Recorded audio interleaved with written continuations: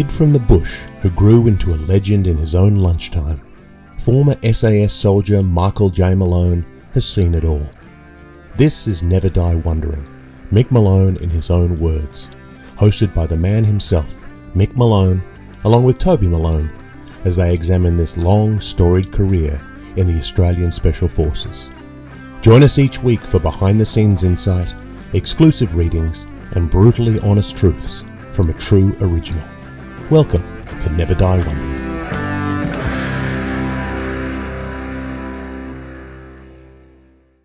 Welcome to episode 37 of Never Die Wondering, Mick Malone in his own words, a podcast that explores the life and legend of Michael John Malone, OAM. My name is Toby Malone, Mick's son and co-host of this podcast series, joined by the man whose name is in the title, Mick Malone. G'day, Dad.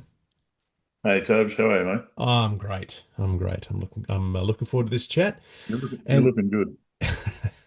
As in the last chapter, one of the big revelations that came up in the last chapter was you got off a plane after having spent 3 weeks in Malaysia. You took one look at your wife and you said, "You're pregnant." You knew it. You could see it in her face that she was with It's child. so obvious. It's so obvious, not from the size of her stomach, but her glow. Right. And so Um, I think I'd remembered you telling the story that you said we're going to get married and we're going to have wait a couple years and before we have kids. And then you turned around and looked at the clock and said, "Oh, it's been a couple of years. I suppose we should have kids."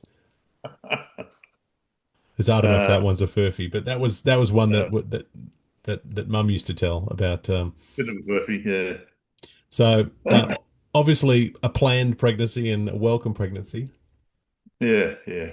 And did you ever think that you'd become a father when you were growing up in the bush? Was that I a hope? always had the aspiration to be father, yeah. Like the idea of passing on my genes. Even though you Uh, had a fairly tumultuous relationship with your own father? yeah, yeah.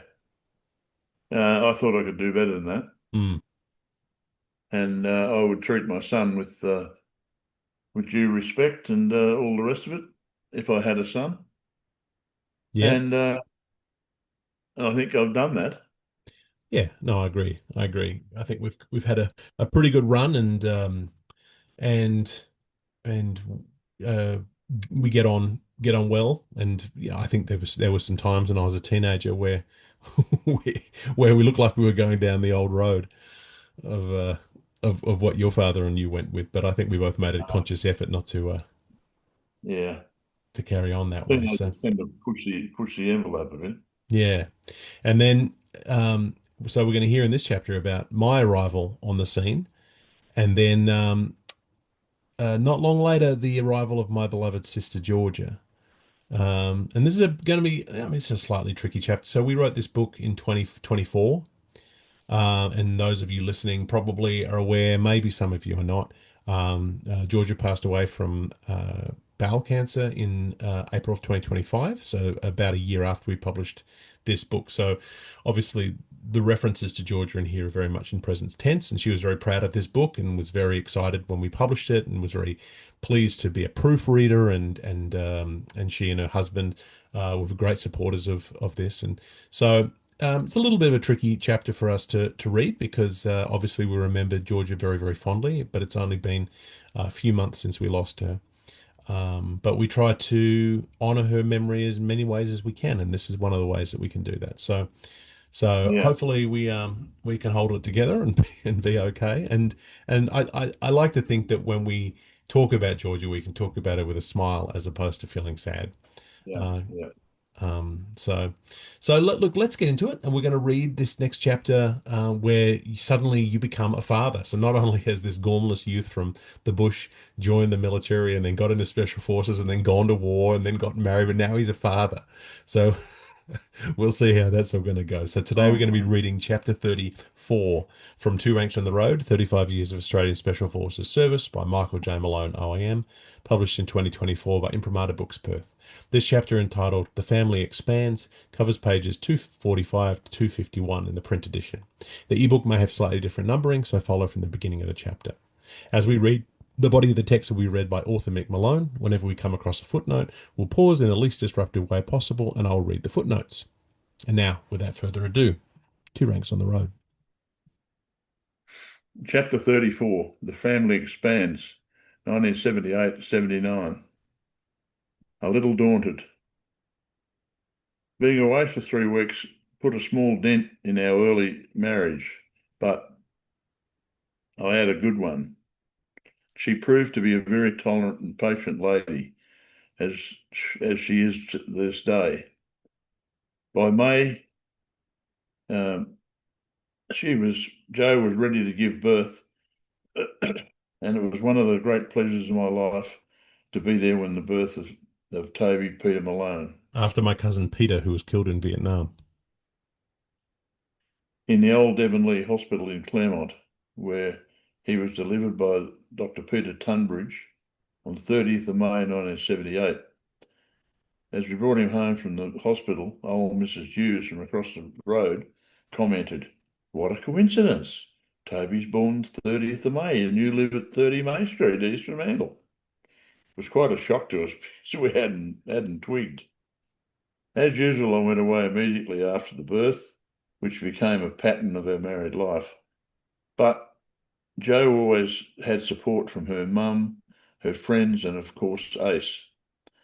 My mother, Joyce, flew over from Sydney uh, to immerse herself in the new grandchild, while Jo's mum, Dawn, was always just around the corner.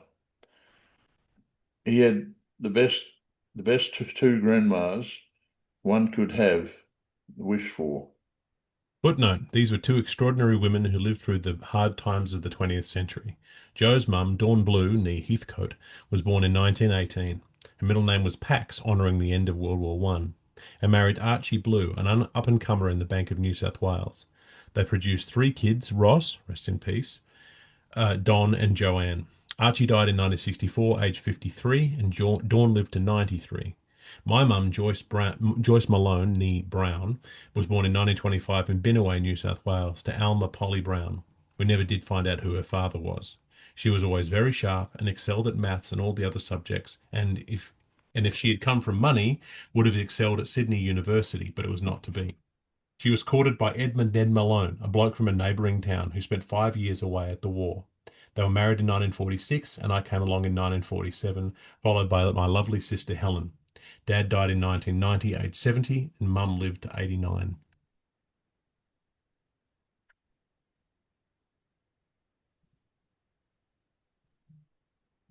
Having a new baby in the house left us a little daunted, as was Ace, the dog, who quickly became besotted with him. When I was away, Ace would sleep in the hall outside Jo's door, and when I came home, he would just pick himself up and head outside. We were so thrilled to have our own home, and it needed a lot of work to get it shipshape. We had a retired sea captain, Mr. Richmond, on one side, and an elderly lady, Miss Heffernan, on the other side, and a good neighbour to the rear of us who flirted mercilessly with me. Our lavatory was way up the backyard, and in visiting there at night, care was taken about to avoid the spider's web. After destroying the big web every night for a month, the spider learned to build her web in such an arc that she could walk under it. Clever girl. I tried my hand at simple carpentry skills, but that was a disaster. So we contracted Frank Sykes to come in and fix our dining room and remove my disasters, while John Sterry, who came in to build a wall in a pantry as well as supervising children's TV watching. Jo decided we needed a new brick barbecue, so she enlisted in a council course laying of bricks. Footnote: While pregnant with our gorgeous daughter Georgia.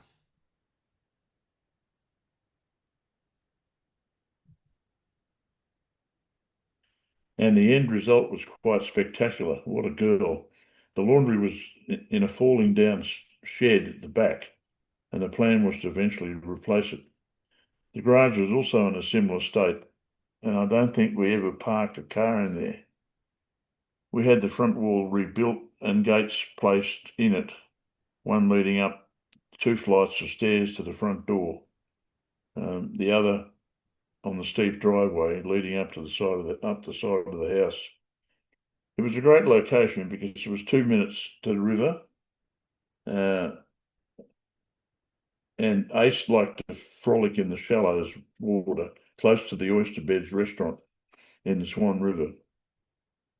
At this stage, I had an old Morris Minor ute, which I brought off Don Reese in the regiment for 50 quid, $50. An ideal car for carrying a large wet dog. I sold it to another mate, Don, the voice of America Miller, for $50 pretty soon after. I think it was totally unserviceable after a few months, and he gave it up and drove it to the tip. I bought a push bike around this time with the idea that I'd ride to and from Swanbourne daily.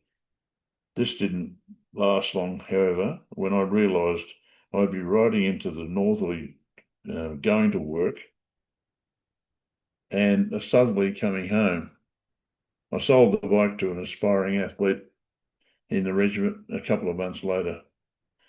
The next course I went on was a regimental photographer's course in Balcombe, Victoria. There were 6 of us on the course: Blue Ryan, Don Miller, Ian Conahan, Jeff Ellis, Gino Ferrari, and me. What a fun time we had. We worked hard in the darkroom and produced some excellent results. Our favourite pastime was the local pub, where we dropped into the dining room, and Don Miller became the star of the show with his patter. Bring me your wine list, my good fellow. Whereupon he would peruse the lists of reds and whites, asking all sorts of questions. He would then announce, "Bring me a carafe of your house red, my good man." It happened every time we went there. Don was in the English lord mode, and Blue Ryan and I fell about laughing. The end exercise was to produce high quality black and white photos for submission to the instructional staff. 4 of us got ours done on time and to the required standard, but two of us had decided to leave the darkroom work till the last minute. They came in with the brilliant idea that if they increased the temperature from 68 degrees to 80 degrees and they reduced the time by half, still achieve the aim. Complete disaster. We'd packed our ports and were ready to get on the bus, and these two were still in the darkroom. Not sure whether they passed or failed, but it gave us great merriment for quite a while. Next up, I went on a freefall course at Williamtown, which was vastly different kettle of fish to the old static line. We jumped from 10,000 feet over salt ash, and it was blue-green for the first few jumps until I mastered the skill of stable flying.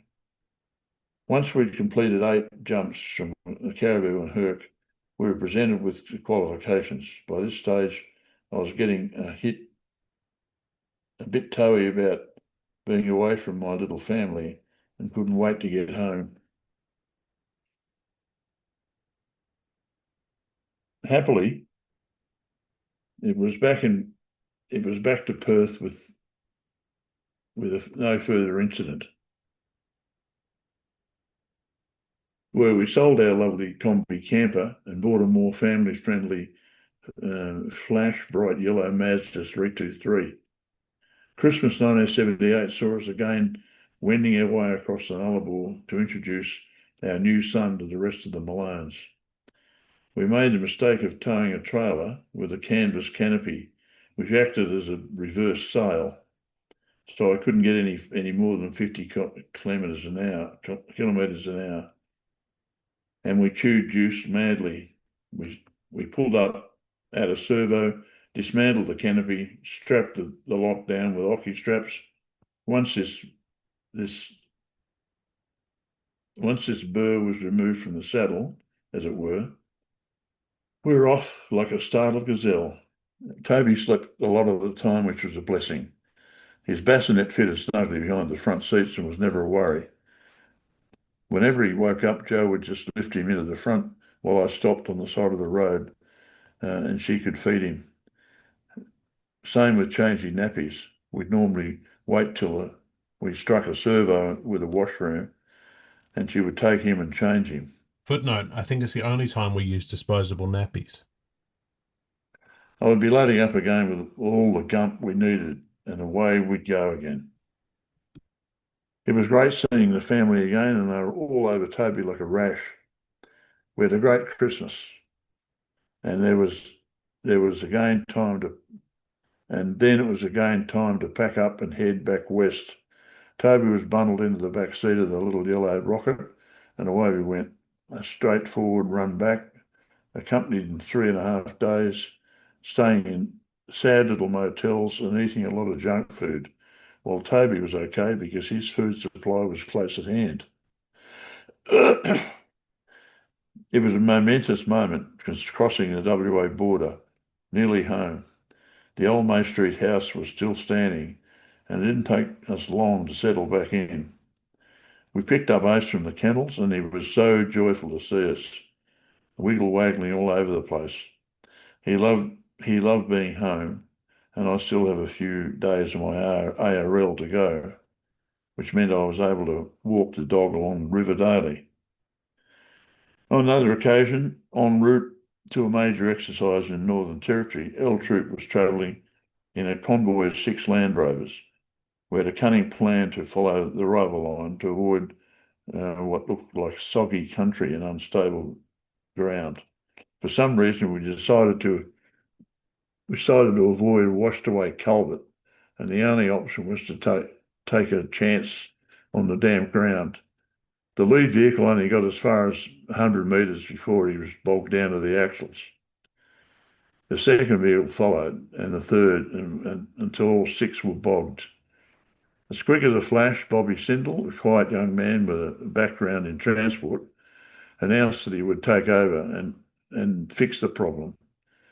He assembled staff pickets and rope and made sure all 6 winches were operable. While we watched in admiration, Bob's system soon became apparent. He established 2 dead men or a star picket buried at an angle, which he attached the winch cable. He then winched the bogged vehicle out onto firm ground and then winched vehicle to vehicle until we had recovered all 6 vehicles. Bob was the head serang, and we all worked tirelessly under his direction. Once all vehicles were out and on the hard stand, we put the kettle on for a well-earned brew. Well done, Bobby Sindel. You saved our bacon. Then, in the early months of 1979, we were greeted by the joyful news that our family would expand again. A little girl due at the end of the year. By Christmas, at Dawn's house in Cottesloe, Jo nearly gone the full term, and the baby was due any day now. She held on until the 29th of December 1979, when Georgia Lindsay Malone, Footnote, Georgia's middle name honoured her grandfather, Archibald Lindsay Blue. Her first name was inspired by the Ray Charles song Georgia on My Mind. was delivered again by Dr. Tunbridge, this time in King Edward Memorial Maternity Hospital in Subiaco. I was there again. It seemed I was making a bit of a name for myself in the unit by skiving off to witness the births of my children. But Jo was very appreciative, of course. George's life wasn't plain sailing initially, as she had a deviated septum, which was quickly corrected.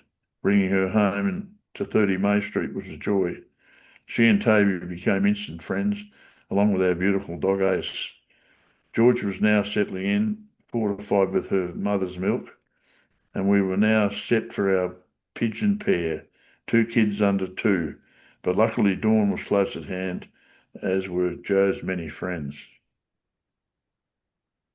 And that was chapter 34 from Two Ranks on the Road, 35 Years of Australian Special Forces Service by Michael J. Malone, as read by the author. Good one. So, yeah, a little tough to hear, but important, I think. Yeah, One thing that comes up at on page 250, if you're watching on YouTube, there are some photos of us as kids. Um, and these are photos, me with my bowl cut, but more importantly, George when she was only a baby, sitting sitting up, and then a picture of the two of us together when we were maybe 6 and 4. But these were photos that you took with you wherever you went. yeah, You had a little leather folder that these were in, yeah, and so those important photos and important to remember the people we've lost. And we've talked about a lot of people we've lost in that chapter. We talked about yeah. your mother um, and my mum's mum, who were so formative in at that time. And I really, my memory is that we used to go to, so my grandmother, my mum's mum, we used to call Noni, um, Dawn Blue, and we used to visit. We used to spend every day with her when I was a little kid when we were in Perth. A really, I mean, she went through a lot. She really did. She was, obviously a survivor of the depression, and she was widowed in her 40s, um, and then raising three kids and putting them all through private school, and she was amazing, that woman. A remarkable woman. Yes, and then obviously uh, Joyce Malone, another remarkable woman. This is a chapter of remarkable mothers, and Well, you had two remarkable grandmothers, and I had two remarkable grandmothers. that's right. Yeah, yeah, One and remarkable grandmother, one remarkable great grandmother. yeah, and Um, I'm looking forward to in a few months when we start getting into reading Hail Mary, the Creek's Up. We'll hear more about those women when we start delving into your childhood. So we have that to look forward to. well, Yeah, so it's hard to know what to say. Obviously, we're losing Georgia in April of 2025 was maybe the biggest shock of our lives, and she was only 45. Um, no, we've and got great memories of them, mate. That's the main but thing. we have the great memories. That's right. And I'm not sure if there's much of a crossover, but we have Georgia had a podcast that she got going maybe 4 or 5 months before she died. She set up this podcast about the role of arts in society. It was called Here Goes Nothing, and she interviewed lots of different people about about how they interacted with the arts. And she did 10 episodes, and so we took over the podcast so that we kept it going, and we asked her permission before we did that, and she was very happy. So now it's called Georgia Malone's Here Goes Nothing, and that podcast is available if anyone's interested in hearing it. And we just released our 14th episode of that podcast this last little while. So we're trying to release one a month, just to keep her name out there. And talking about her today is she's one of those remarkable people. So uh, encourage you, if you don't know us personally, to just look up online Georgia Malone, and you'll find a lot of the amazing things she did as an arts administrator and fundraiser, and um, a bit of a force of nature. She was one of those people who just got things done, along with my mum. So Unbelievable. They were the besties, those two. yeah, yeah, that's right. It's very lucky, and Georgia and I were very close when we were kids. In some ways, I think, like I said in my speech at her funeral, we were so close that you would be forgiven for thinking that we hated each other, because we were we were like two magnets who just kept pushing each other off. We loved each other, but it was hard earned. And we were in a good place when she went, and I was sitting right next to her the whole time, the last week of her life. So very glad that I got to be back for that. And I got to massage your feet. Yeah, She can never stand anybody touching her feet from the time she was born. Right. I am massaging her feet. She was a very particular person. I see a lot of her in my daughter, Bridie, who's also very fastidious and very particular about what she likes and what she doesn't. And Yeah, Bridie and Georgia got on very well. And they would send each other messages back and forth. bees in the pod, mate. Yeah, so it's amazing, and the funny thing is, whenever Bridie sneezes, it sounds exactly like it did when Georgia sneezed, for whatever Mm. reason. I don't know what Well, all I biology's can say going is thank Christ she doesn't sound like you when you sneeze. on. You have the biggest eruption. I do have a bit of a sneeze, but yeah. So the family expanded, and you've got these glorious days of with the kids little, and you coming and going as you please, but then Mum really sort of sorting it all out. Was there? So we're still a couple of years away from your first posting. You didn't get posted until 1985, but we was there any worry that you were going to start that there was a posting on the horizon? Well, before we go on, Hmm. Oh yeah, George's yes. socks that you So had on at the end, yeah, you're holding I, them up for the camera for if you're watching on I, YouTube. Yeah. Um, I yes. secured, Hmm. and I'll always have them. Yeah. Yeah, it's tough. It's tough. It's been a tough time and we just we heal together. I try I call the family twice a day, every day still. And you make your mother's day. Well, I mean, it used to be that Georgia would talk to Mum three, four, five times a day, so I thought Yeah. I can't leave her to Mm. be on her own. So that was an easy call. So and obviously there's a time difference, so I have to call from Canada and figure out the timing. And so I usually call when I'm about to go to bed or when I'm about to go to work. But yeah, it's It's much appreciated, mate. Much appreciated. yeah. So I was saying before about the fact that you're still a couple of years away from your first posting when you got posted to Canberra. Posting's a fairly de rigueur part of military life, so you must have known that there was a chance that you were going to get sent somewhere, even though you were all settled down in Perth. Was that something that was on your mind? Well, you, you you could make warrant officer class two in the regiment and be SSM of a squadron, but that was it. You had to go elsewhere to go any higher. If you wanted to be an RSM, you had to go off and do other stuff. Mm. If you wanted to be an officer, you had to go to the headquarters and all that sort of stuff. And that's transpired. But yeah,